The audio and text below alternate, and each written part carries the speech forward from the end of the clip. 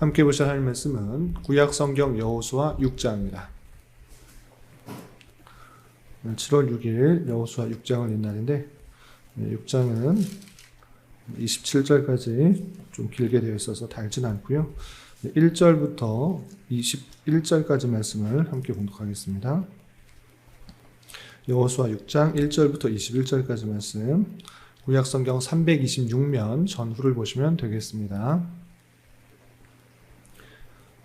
1절부터 함께 봉독합니다.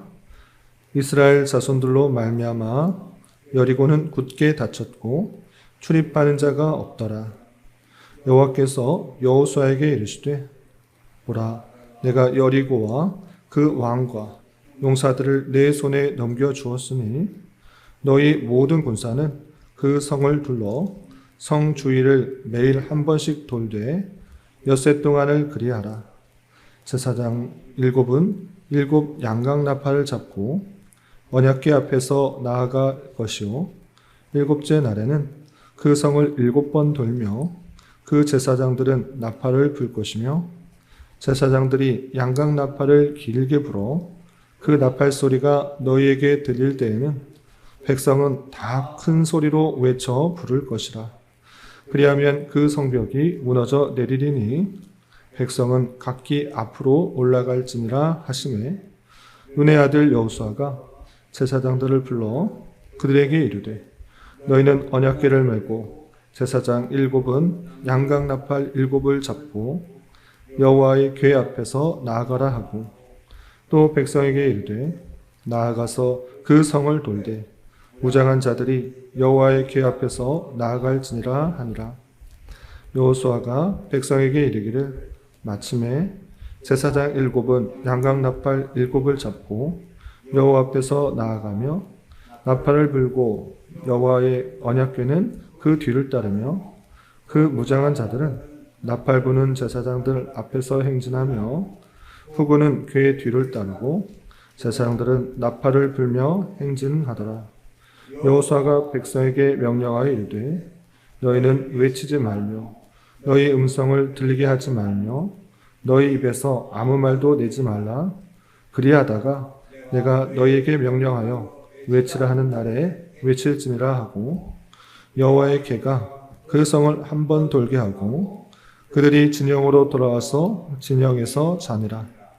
또 여호수아가 아침에 일찍이 일어나니 제사장들이 여호와의 궤를 메고 제사장 7은 양각 나팔 7을 잡고 여호와의 궤 앞에서 계속 행진하며 나팔을 불고 무장한 자들은 그 앞에서 행진하며 후군은 여호와의 궤 뒤를 따르고 제사장들은 나팔을 불며 행진하니라.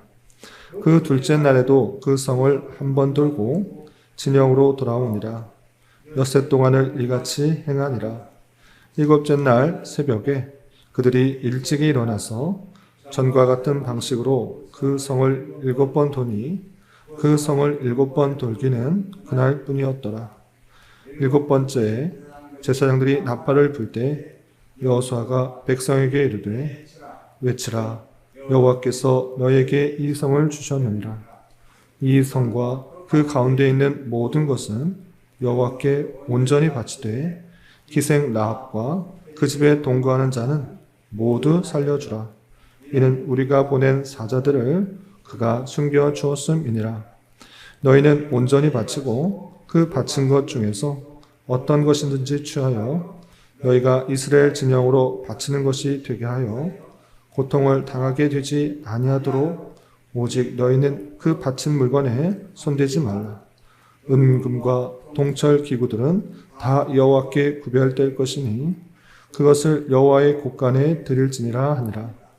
이에 백성은 외치고 제사장들은 나팔을 불매 백성이 나팔 소리를 들을 때 크게 소리질러 외치니 성벽이 무너져 내린지라. 백성이 각기 앞으로 나아가 그 성에 들어가서 그 성을 점령하고 그 성 안에 있는 모든 것을 온전히 바치되 남녀노소와 소와 양과 나귀를 칼날로 멸하니라. 아멘. 네, 감사합니다. 오늘 함께 살펴볼 하나님 말씀은 여호수아 6장입니다.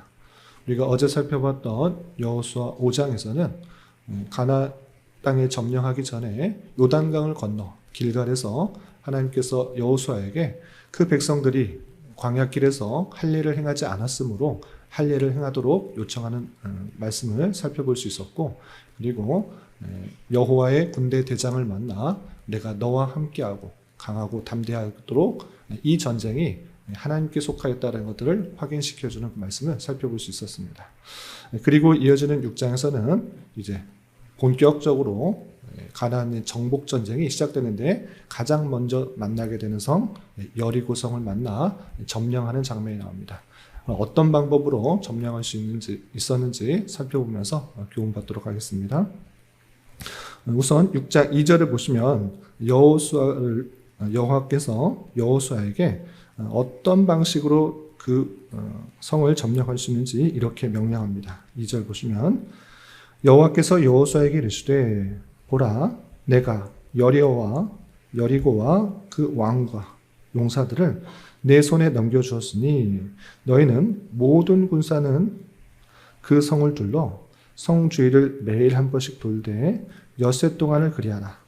제사장 7은 양각 나팔을 잡고 언약궤 앞에 나아갈 것이요 7째 날에는 그 성을 7번 돌며 그 제사장들은 나팔을 불 것이며, 제사장들이 양각 나팔을 길게 불어 그 나팔 소리가 너희에게 들릴 때는 백성은 다 큰 소리로 외쳐 부를 것이라. 그리하면 그 성벽이 무너져 내리리니 백성은 각기 앞으로 올라갈지니라 하시매 라고 표현하고 있습니다. 지금 하나님께서 여호수아에게 여리고성을 점령하는 방법을 알려주는데, 그것은 세상적인 방법과는 완전히 다른 방법입니다. 공성태를 가지거나 아니면 사다리를 만들어 놓거나 아니면 불화살을 만들어서 성에 쏘고 그렇게 점령하라, 이런 방식이 세상적인 방법일 텐데 전혀 그런 방법을 쓰지 않고 있습니다. 어떤 방법입니까? 제사장들은 양각나팔, 제사장 7은 양각나팔을 가지고 맨 앞에 서고, 그리고 언약궤가 그 뒤를 따르며 그 나머지 후군들은 언약궤 뒤를 따라서 하루에 여리고성을 한 번씩 돌고 7번째 날은 7번 돈 다음에 제사장이 양각나팔을 크게 불 때 백성들이 큰 소리를 외치게 되면 여리고성이 무너진다라는 것입니다. 도저히 정말 있을 수 없는 그런 명령을 내린 것입니다. 어떻게 무장을 한 그 여리고성에 사람들이 있는데 아무런 대비도 하지 않고 그냥 한 바퀴씩 돌 수 있단 말입니까? 그리고 7번째 날에 큰 소리를 외치면 여리고성이 무너진다? 이해도 되지 않고 상식적으로는 정말 불가능한 일인 것입니다.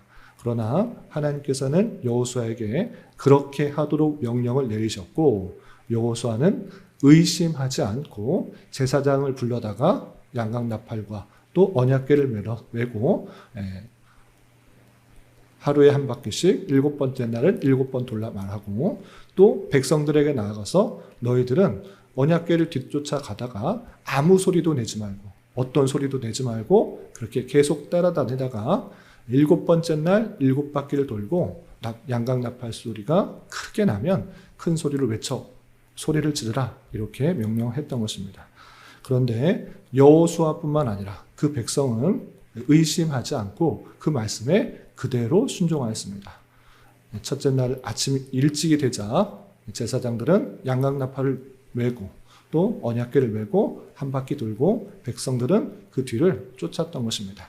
이렇게 6날 동안 그렇게 하고 7째 날이 되자 7바퀴를 돌고 큰 소리를 외치자 성이 무너져 내렸던 것입니다.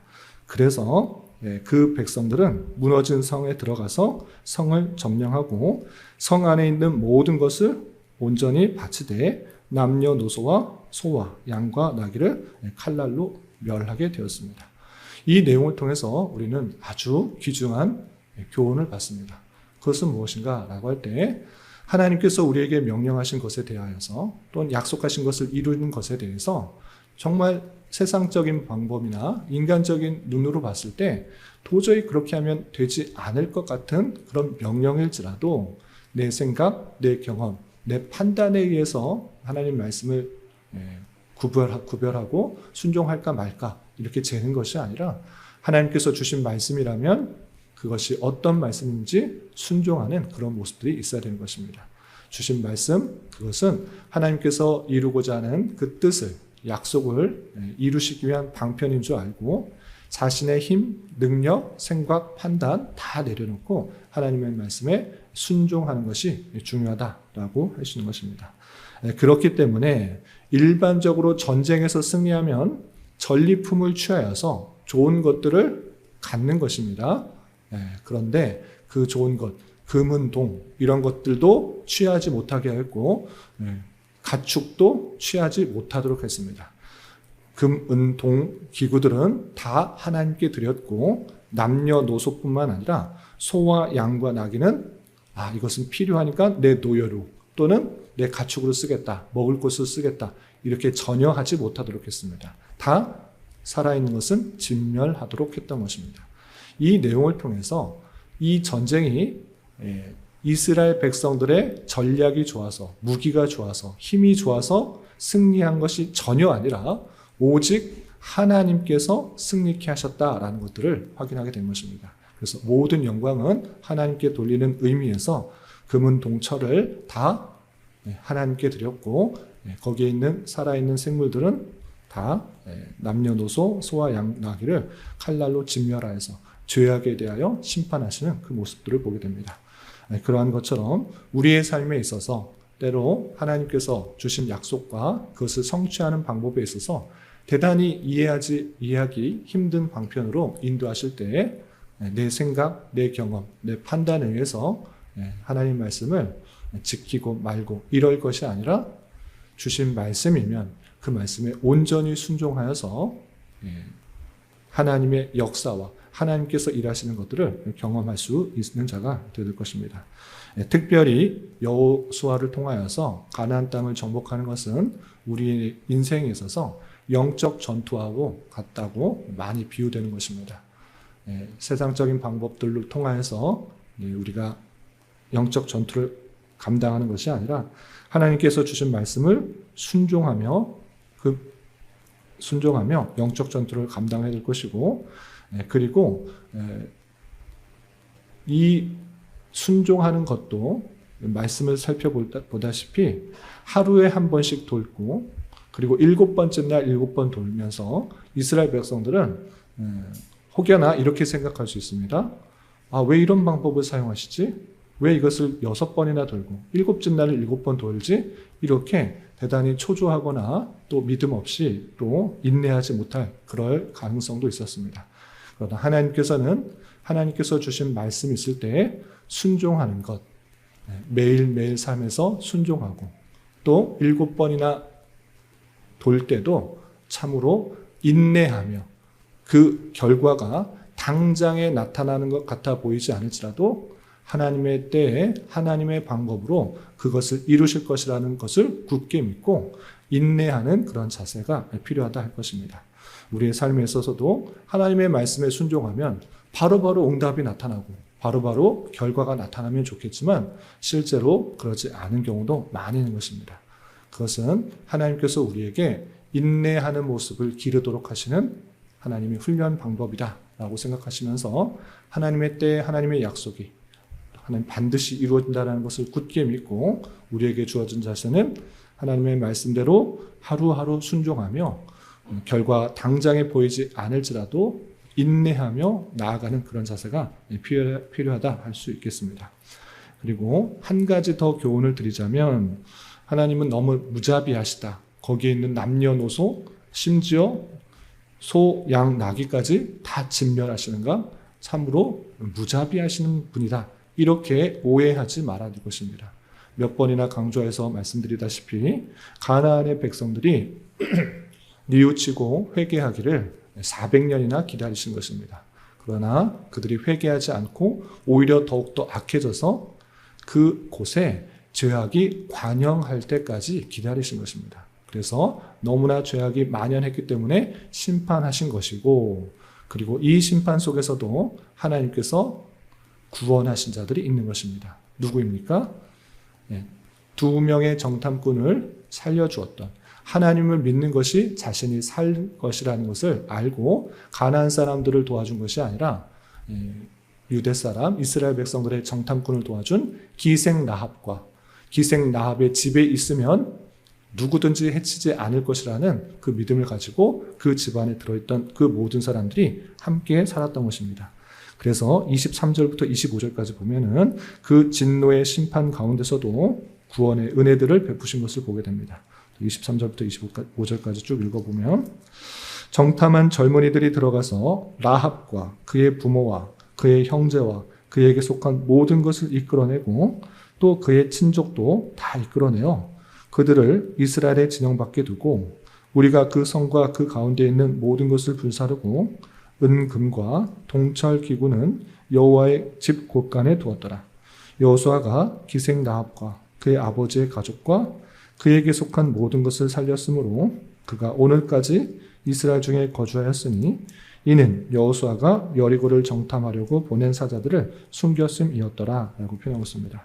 그 진멸하는 그 속에서도 하나님을 온전히 믿었던 사람, 하나님을 믿는 것이 사는 것이구나 라고 생각했던 기생 라합과 기생 라합의 말을 듣고 자기 집에 모였던 붉은 깃발을 메고 붉은 줄을 메고 그 안에 모였던 그 친족들을 다 구원하는 그 모습들을 보게 됩니다. 이렇게 하나님의 공의 속에서 죄악에 대한 심판이 있는 중에서도 회개하고 뉘우치면 용서를 받고 살리시는 그 하나님의 인자하심과 자비하심들을 확인해 볼 수 있는 것입니다. 이런 것처럼 우리가 때때로 죄를 지었을 때 하나님의 인자와 자비를 통해서 구원을 받을 수 있다는 사실을 알고 주님 앞에 나아가 회개할 때 우리가 살 수 있다는 것들을 기억하며 나아가야 될 것입니다. 이런 말씀의 교훈에 따라 오늘 하루 남은 한평생 힘있게 살아갈 수 있는 저와 여러분이 되시기를 주님의 이름으로 부탁을 드립니다. 기도하겠습니다. 하나님 아버지 감사합니다. 오늘 말씀을 통해 하나님 말씀에 순종하여 여리고성을 점령하는 모습을 살펴보았습니다. 이런 말씀을 대한 자로서 영적인 승리는 인간의 경험이나 세상의 상식이 아니라 오직 하나님 말씀에 순종하는 것을 통하여 이루어진다라는 것을 깨달아 당장의 반응이나 결과가 나타나지 않을지라도 마지막까지 인내하며 말씀에 순종하는 자 되게 하여 주시고 죄악에 대한 심판 중에서도 하나님을 향한 온전한 믿음을 가진 자는 구원해 주신다는 것을 믿고 죄악 중에서도 회개하며 주님 앞에 더욱더 담대히 나아가는 자 되게 하여 주시옵소서. 주님, 7월은 나라와 민족을 위하여 더욱 기도하는 시간을 가지려고 합니다.